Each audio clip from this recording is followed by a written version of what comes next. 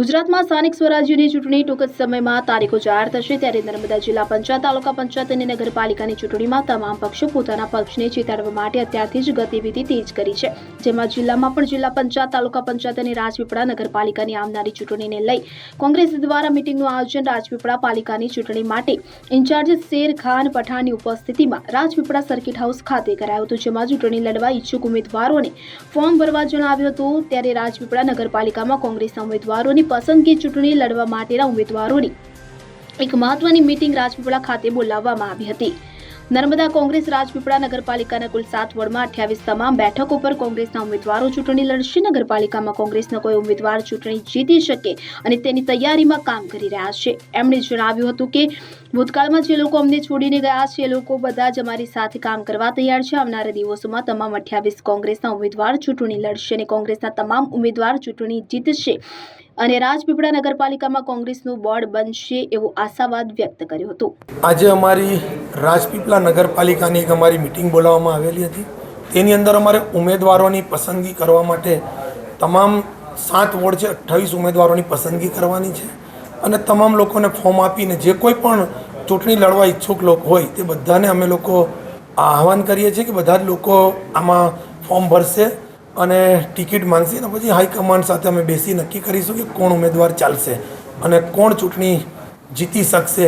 એની તૈયારીમાં હમણાં અમે લોકો નગરપાલિકાની અંદર કામ કરી રહ્યા છે। આજે તમામ અમારું સંગઠન ખૂબ સારું છે। રાજપીપળાની અંદર પણ અમારા પ્રમુખ છે, તમામ અમારા હોદ્દેદારો છે, અમારી બધી ટીમ છે। ચોક્કસ અમે લોકો ખૂબ સારું કામ કરીશું।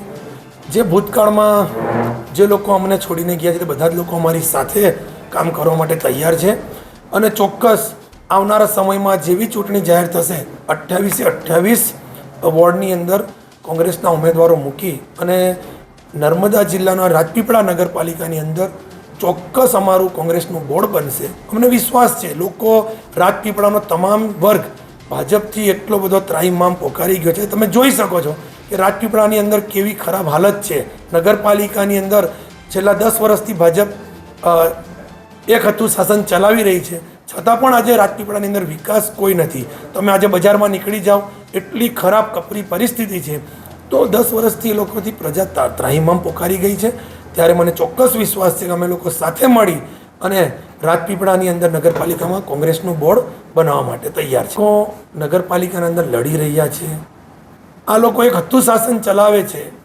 ભાજપ પાસે નગરપાલિકાની સત્તા હોય એટલે એમની પાસે સામ દામ દંડની બધી જ એ લોકો પ્રવૃત્તિઓ અપનાવે છે।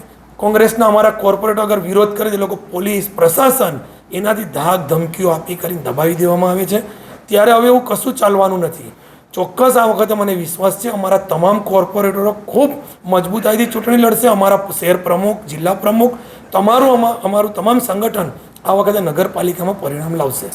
દીપક જગતાપ સાથે CN24 ન્યૂઝ રાજપીપળા। હવે જુઓ દેશ દુનિયાની તમામ ખબરો તમારી આંગળીના ટેરવે।